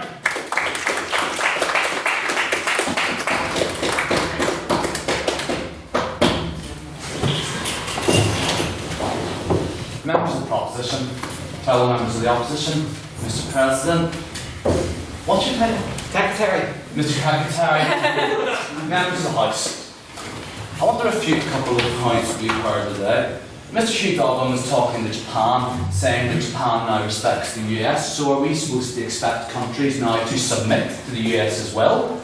Is that what he's trying to say? I'd also like to say, on the point of Mr. Sullivan, that he has a very Star Wars-esque view of the world, that there's a light and a dark side, and that we should just simply not look at this as some sort of shades of grey. We should, not intended actually, but we should look at it in a black and white context whenever any war is not a simple matter of black and white. And I actually wrote open and joke here, and I did not think I was going to make one, so there you go. But anyway, no, we of the opposition, we are not here to give a defence of the Soviet Union. We are not here to argue the ideological merits of capitalism over communism. We here acknowledge that the Soviet Union is not perfect. We acknowledge that Joseph Stalin is a bloodthirsty old dictator who has been responsible for the deaths of millions. However, the reality is that going to war in Eastern Europe and by extent the Soviet Union is absolutely ludicrous. Now, in analysing this, a lot of us have the benefit of hindsight. We look back at history. However, we can't do that. We have to look at it from 1945. We need to look at this war from three different perspectives: militarily, economically, and morally. Now, there's just been a massive geopolitical event happened called World War II. Now, if we go to Keir Campbell and the Current Affairs Society back in 1945, they wouldn't be arguing about Trump and Brexit, they would be arguing about the division of Germany, the moral rights of having used the atom bomb in Japan. This is current affairs then. They've just had a massive war. And quite frankly, the people of the world do not want another one. They yearn for freedom, they do not yearn for more bloodshed at this time. However, since the proposition is proposing invading a war on the Soviet Union, I think it's only fitting that we analyse it properly. What will be the cost and what will be the benefits? Now, military strength is something that's been talked about a lot tonight, and there is one issue which pretty much goes hand in hand with military strength, and that is the idea of nuclear bombs. America has them, the Russians don't. I won't deny that fact. However, America's nuclear bombs in this war are absolutely useless. Now, you can say all you want, they can blow up cities. They can blow up cities, however, they're not missiles, they're bombs. They have to be brought on planes. Now, I've got here with me the B-29 bomber, the most advanced bomber in the world. This is the range it gets to. Yeah, it can hit Moscow, it can blow up a couple of nice cathedrals, and it can also really piss off a couple of Ukrainian goat herders using it. But it will not damage the Russian military-industrial complex, which is outside of the range of this bomber. On that point. From 1 minute, if we're launching from Germany and Britain, yes. Even if we can't destroy their factories in Siberia, we can certainly destroy all of the railways which bring that material to the front. If they don't have the capability to bring their supplies to their soldiers won't have supplies and they will be easily crushed. You're going to do that with 2 bombs you already used to blow up Japan with? Can I Good clarify that because he asked me a question? No. Anyway, without nuclear weapons, this suddenly turns into a conventional war. If this turns into a conventional war, this is going to go down. Oh, sorry. Oh, wait, no, it's okay. I was going to have a mistake, please, sir. Yes, if this turns into a conventional war, this will be fought on 3 fronts: air, naval, and land, like World War II was. Now, I want to address a common misconception that's been going around by the proposition. All night they've been talking about the technological superiority of the West. That point is another point in provisionist history, which is complete rubbish, they have been saying. Now, when we look at the Air Force, I will not deny, bombers, Americans have the advantage. B-29s can take superior payload, not as fast as Russian bombers, but they can take a superior payload, being able to drop 5 tons of bomb as opposed to 1.6 tons. However, when it comes to fighters, the Yakolev 79 and 3 are infinitely superior to Spitfires and American fighters at that time. And actually, during the war, the Messerschmitt pilots were told by their German commanders to disengage, as they would not beat a Yakolev as opposed to a Spitfire. So Air Forces are fairly even. And even if the B-29 bombers, by some miracle, get through, they're going to face an absolute fleet of Yakolevs, which are going to shoot them down before they even get a chance to launch their nukes. Regarding naval strength, I'm not going to lie. The US and Britain have got superior navies to the Soviet Union, and they can blockade them. However, the Soviet Union has this big advantage called Siberia, where it can get oil, titanium, it's got farms there, where it can pretty much feed and arm itself indefinitely. So, yeah. On that point, well, since the United States has Alaska, couldn't they invade from that part and destroy everything? Gotta get through Canada first of all, and then we've got to also bring fleets of ships up there, and then chances are that the Soviets will probably retaliate and attack Alaska again. I'm not going to lie, it is a solution. However, crossing Siberia, all 10,000 miles of it, just to get to Moscow, it's going to be difficult for anyone to pull that one off in winter. But anyway, naval strength superior. I think we've got to address the issue of land strength as well. Now, the British Chiefs of Staff deemed the operation unthinkable, as we've talked about, is completely unfeasible. There was no way that Russia could easily be conquered. Now, I'm going to presume that they were, in the middle of this war, they knew what they were talking about whenever they said we couldn't invade Russia. The Soviets outnumbered the Allies by a ratio of 2.5 to 1 in terms of actual soldiers, not in terms of division. Now, even by some miracle, if the Allies get men there, they're then going to face the T-34 tank, heralded by most people as the most advanced tank in the world at that time. The plucky young chap with a full haircut sitting on it is me. Actually going to pass this one so you can see the absurdity of getting a nuclear bomb to Russia just around the room here. So even by some miracle, if in June they push on to Russia, they're then going to face a Russian winter. So you've automatically got that disadvantage, and fighting a winter war in Russia, as Hitler and Napoleon have taught us, isn't a good idea. Now, as I said earlier, I've discussed economics in this war. To put it bluntly, Americans have a brilliant war. Their economy, their military-industrial complex has increased tenfold. However, let's say they invade the Soviet Union and like Hitler before them, their military-industrial complex suddenly stalls further the war goes on.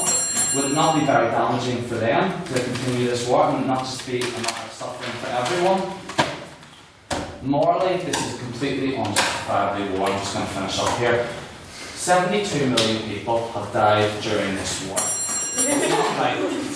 72 million people have died during World War II. The Russians lost 27 million people. They don't need any suffering. There are soldiers from Tennessee, Missouri, Alabama. They want to go home.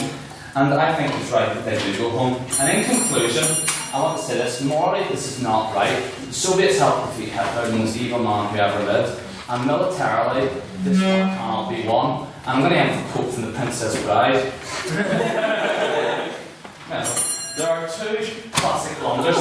Never go against a Sicilian when death is on the line. Perhaps more famous is never get involved in a land war in Russia.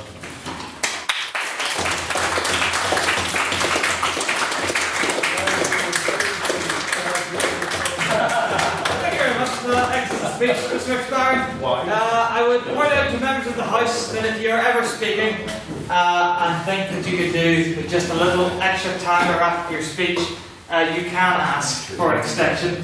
However, as you didn't do that, Mr. McSparren, and as you went a minute and 15 seconds over your allotted time, I think that it is only right that I fine you. Not quite as bad as Emily Walker. No, that's true. Yeah, let's be fair to her. Like halfway through the second act of her speech that time, turned to Andrew Grover's pantry or somebody ringing the bell and went, "Fuck it, I'll buy you a port."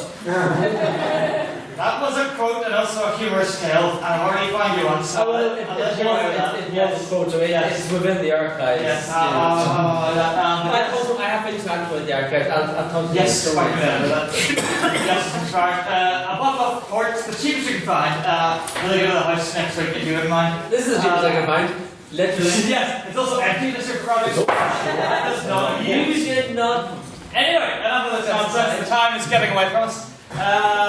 Just before we move to questions, one thing I forgot to mention at the beginning. We are going up to University of Ulster, Colerane's campus on Wednesday. That is this Wednesday. It's on your order papers. The 7th. We have to be there for 2:30, so a delegation shall be setting forth from either Botanic or City Central or just one of the train stations to Coleraine. If you're interested in coming along, please do. An event page will be up if it's not already, and message me if you want any more details. Hopefully the Society will be able to cover at least some of the train costs, probably not very much, but I believe Miss Dobbin says a return ticket should be about 12 quid, so not... Single 770. Yes, yeah, 12 quid sounds about right, considering how transit work. So, if you're interested, then please do come along. It should be a very fun day out. Normally we... Yeah, but the thing is though, like, Korean is dreadful. I mean, I really disagree with that statement. I've never been, personally, so I can't... Even unionists agree with that statement. Even unionists. Well then. But yes, so yes, if you're interested in coming along, please do. There will be more info in the next day. Hopefully tomorrow I'll get everything sorted. Also, seeing as how our social officer isn't here and the more alcohol receptive, shall we say, members of council aren't here either, I am unilaterally deciding that rather than going to woodworkers this week, as it is quite cold as we've noticed, let's try Town Square instead. Town Square seems nice.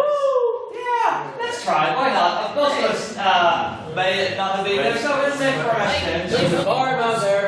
Anyway, are there any questions to the proposition? Mr. David.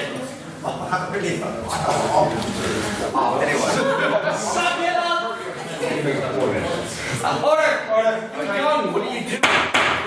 Okay, I hate to give a question to the third speaker of the proposition, but I'm going to anyway. I would like, actually it's not even a question. Okay, no, I'll make it one. Could the third speaker of the proposition please justify his usage of a quotation from Sir Winston Churchill that was made in, I believe, March 1946 in Fulton, Missouri, when the order paper clearly says 1945 for invasion. Mr. Rogers, I believe that was directed at you. Yes. Well, the entire second half of my speech was largely paraphrasing some quotations from Mr. Paddy Agnew, the South Armagh Nationalist Party candidate in 1945. So, slight chronological embellishments I don't really care about. I shall take this point to make a point that I forgot to make earlier. No, you won't. No, you won't. It'll be very short. It'll be very short. Well done. A couple of lines. Okay, a couple of lines. I would have been done by now. Okay, well then. Myself and the esteemed Dr. Gross are joined in a state of concurrence in that Hubble as a nominative suffix is lacking somewhat.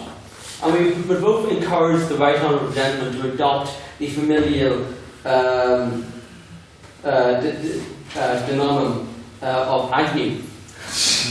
Okay, I presume that was a reference or a joke that has flown over everyone's head, as can be evidenced by the noise that was quite so loud. But I promised I would say it. Yes, anyone from the up care to respond to that point about, but still, change your name. Mr. Hubble? Thank you for taking such notice of me. I'm very flattered. You seem to mention me quite a lot. I would just say on your point, the fact that Sir used Mr. Churchill at all shows he clearly has no regard for morals in any case. He clearly has no regard for freedom because Mr. Morals get in the way. Mr. Churchill had no regard for freedom. Mr. Churchill was very aligned to the way of thinking of a certain Mr. Hitler and a certain school of eugenics that believed in the lesser people of the world should be subjected. So, Thank you very much, Mr. Hubble. Are there any questions now for the opposition? Mr. Beckett? Given that in 1948 America and many of the Allied countries would go to the extensive cost and political upheaval of establishing Israel because of the damage done to the Jews, is it not pertinent to consider the invasion of the USSR as a moral action, considering the amount of Jews that were slaughtered under communism, both through being sent to Siberia and the outlying villages, which even one Nazi officer described as justification that even that we may not have gone far enough if this is what the Russians are doing to their own people. Thank you very much. Could Sir, who from the up would care to take that? Mr. McFarren. Looking at the state Israel was formed, it was endorsed by the Soviet Union initially as a state in 1949. It wasn't until the later 60s it started to get issues with each other whenever the Israelis aligned themselves with the Americans. However, I mean, any actions that were committed against the Jews under the Russian regime are of course atrocious and should be condemned. However, I think the start of the Third World War, which will result in millions more deaths after the mass slaughter that Europe just encountered, is completely stupid. I think that the Jews should be obviously resettled and should have their human rights taken into consideration after the true travesty that was committed against them by Nazi Germany. But I would say that Soviet forces did liberate Auschwitz in 1945 as well. Thank you, Mr. McFarren. Anyone from the prop care to respond? Mr. Sullivan. Yeah, no, I agree. I think not a lot has been made about the fact that the Soviets were quite nearly as bad as the Nazis in a lot of senses, and perhaps even worse in some. Because I mean, they had absolutely no qualms with sending their own people and other peoples to what were clearly concentration camps and labor camps in Siberia.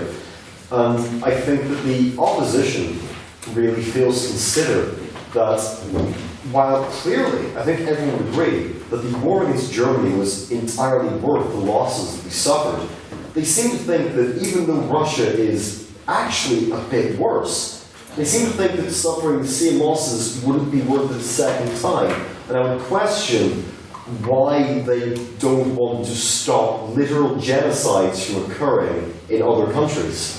Thank you, Mr. Sullivan. Are there any questions now that will be abstaining on the motion? That can be directed equally to both sides.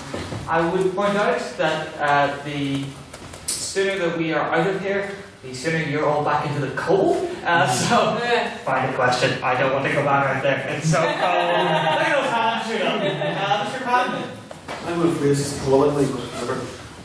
Given the focus is to be on the moral difference between the Allies and the USSR, do you really believe that is a adequate justification for going to war, especially considering the concentration camps were pointed out by the last example? The Americans also used concentration camps in their own citizens during the Second World War. The British used a lot of concentration camps at various points. Do you really believe that this level of moral superiority is enough to justify a war that will cost millions upon millions of lives? Thank you, Mr. Patton. Who from the front would care to respond to that? Mr. Sullivan. I was going to slowly move to stand up and see if anybody else did, but no one did, so I guess I won't respond to this. Yes, I'm going to fully admit that the internment camps in America weren't really a good thing. And the British Empire certainly has used what can only really be described as concentration camps throughout their empire. But I think there is a key difference here between what the Americans and the British have done in these places and what the Germans and Soviets have done. The Germans and Soviets take people to remote locations and they either exterminate them or they force them to work to death. Whereas the Japanese in the internment camps in America, while admittedly, again, they lived in a prison camp, they weren't forced to, I don't know, manufacture bombs that would kill their allies. The Japanese were, well, I keep being about to say they were treated relatively well. They weren't. But they weren't forced into horrible labour that would have killed them, and they were exterminated. No, I don't think it's reasonable to compare the camps that the British and the Americans used to the ones that the Soviets and the Germans and the Japanese have used. Thank you, Mr. Sullivan. And who from the off would care to respond? Mr. McFarren.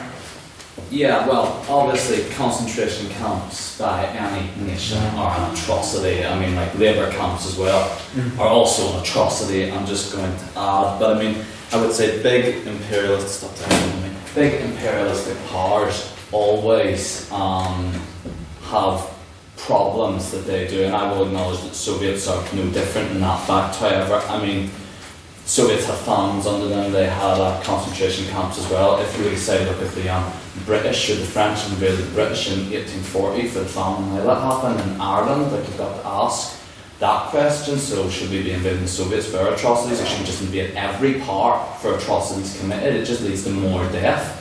So it's really not a feasible solution. Right, thank you very much, Mr. McFarren. I am tired, we all look very tired, so we are quite out of questions, if we can even muster that. Can we have a question for the proposition? Excellent. I will take Mr. Clark. The proposition has said that this is sort of a golden opportunity to attack the Soviets, and now they will only become more powerful if we leave them. But, given the clear moral and practical superiority of capitalism, surely we should leave the Soviets to rot and fester on their own. Our lead can only increase. Considering that we are largely playing within the realm of alternative history here, there is a notion that I've been sort of thrashing about within my own mind in the last week or so, and that is, is anyone familiar of the story of the Russian crown jewels and their Dublin connection? No. I've told at least a couple of you this. Well, you never told me, Mr. Rogers.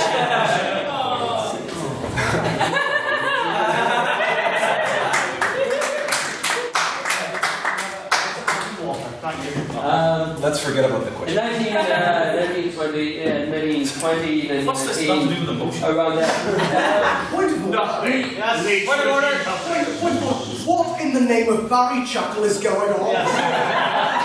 We are a trust his name? Brian. Very briefly, please, Mr. Rogers. The USSR did basically, without an economy, applied for a loan to the Irish Republic, which was not actually a state at the time, but largely because of the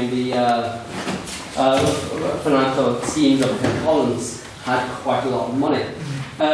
Gave them a loan of, I can't remember exactly, but it was either £1,000 or £100,000. Big difference. Just a little bit. Inflation wasn't such an issue then. It was post-Brexit. As collateral, the Russian government sent the Russian crown jewels to Dáil Éireann because they weren't really using them at the time, being a communist state. And they were then kept, during the Irish Civil War, Harry Boland ran them round to his mother's house, just a random sort of 2-up, 2-down house in North Dublin, and said, keep these and don't let the Free State forces get them. And so she kept them in the wardrobe of her spare bedroom until De Valera came to power. And then she handed them back to the Irish government, who handed them back to the Soviet Union, who then, as a sign of good faith, paid the original amount without the considerable amount of interest. No, I'm nearly finished. Without the considerable amount of interest that the loan had accrued. And the point that I want to make.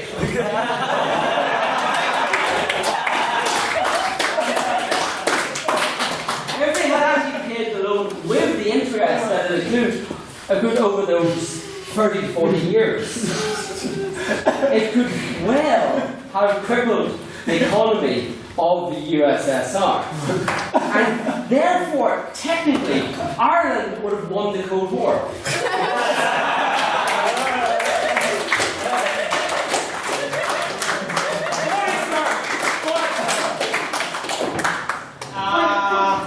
That was my argument from last night while we were drinking.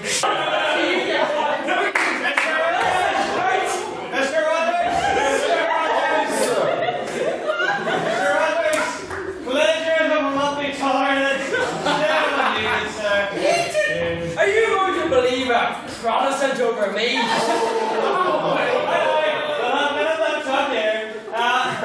Coming up, character response. Maybe, I'm all in favour of Ireland being the world's leading superpower. What was your original question? We don't have time for this. We don't have time for this. Comments is bound couple. It's cold outside. We don't have time for this.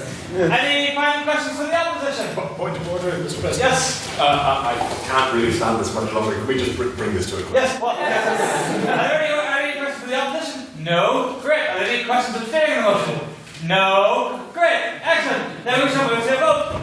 Membership cards at the ready. Give us am I correct to infer that the trouble that emerged whenever I mentioned Town Square is a result of the fact that they charge more for drinks than other places do? Yeah. Do they? Where is it? No, it's closer than Woodward. It's No, we aren't going to parlour. The house does not go to parlour. Oh, come on. What about the house? A house? We can go to houses. Wait, No, we already established why it was a bad idea because they took that back into the restaurant. Okay, probably listen. Yeah, actually, right, folks, order, we're almost there.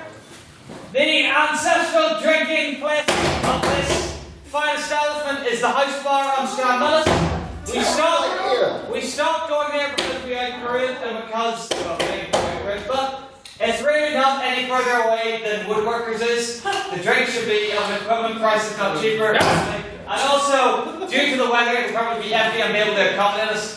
So, let's try the House Bar. And we'll go to Woodworkers every other week, but let's try the House Bar tonight. Again, it's really no further away than Woodworkers. Just quick point of clarification, Mr. President.